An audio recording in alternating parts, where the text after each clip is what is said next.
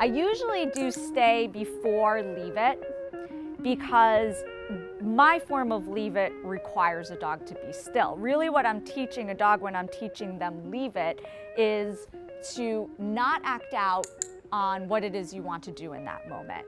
And we first teach this by helping the dog understand you can't just go after whatever you want in the environment. And that's really hard. That's a really hard impulse to fight. Like, it's hard for us as humans to not do what we want to do, but we learn through, 18 plus years of conditioning to have some form of impulse control, and we're still not always good at it. So you have to have reasonable expectations for your dog. It's not going to happen overnight. How we start doing this is a little more of a simple exercise of there's something he wants, a food lure here out in the open, and his instinct is go for it, especially if it's at ground level. Why wouldn't he? Leave it. But I'm going to leave it out there, and you see, he stopped himself. That is impulse control. And he's looking to me to see what to do next, which is also what I want. It's not going to look like this the first time you do it with your puppy, but Teddy's practiced this a while, so he's good for demonstrating what it should look like later on. Now that was a pretty long time, but you want to be able to push your dog even longer.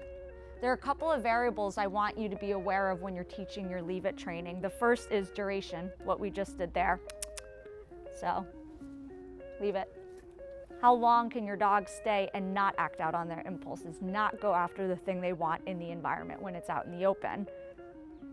I think Teddy has like a good 10 to 20 seconds. The next thing is distance. This is really hard. I'm gonna move this closer to him now to make this more challenging. When something you want is closer to you, it's harder to ignore. Hey, leave it.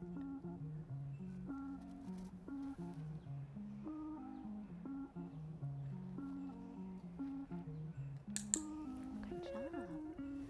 I mean, I'm sure you guys have all seen this on the internet, putting it on your dog's paw, putting it on their nose. To me, those are more party tricks, but when you first teach it, it's a real good way to establish impulse control. So again, proximity in this exercise actually makes it harder, whereas in your stay, you leaving, the farther you get, that makes it harder. Here, putting the lure closer to your dog is what makes it more challenging.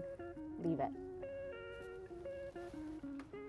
Like I said, what I really like about what Teddy's doing here is that he's focused on me.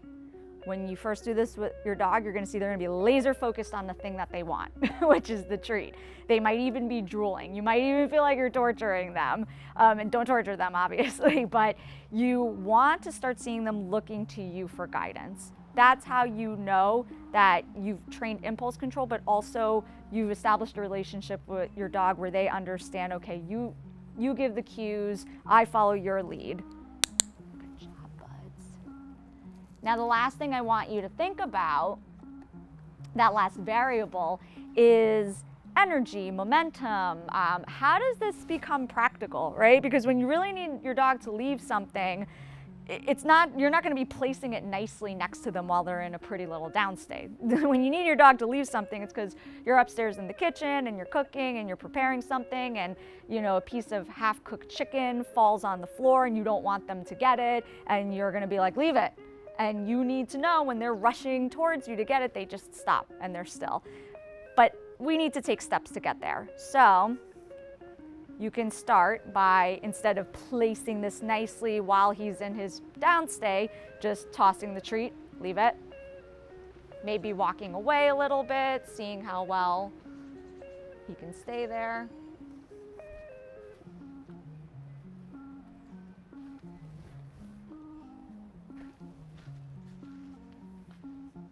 Maybe directing him into a different behavior, seeing how well he could still focus on you and your guidance when something he wants is right in front of him.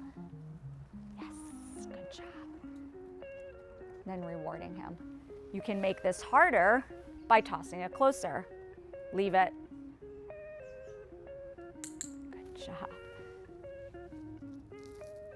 And harder or more practical yet still by having him move around, and then maybe you just casually dropping it as he's following you.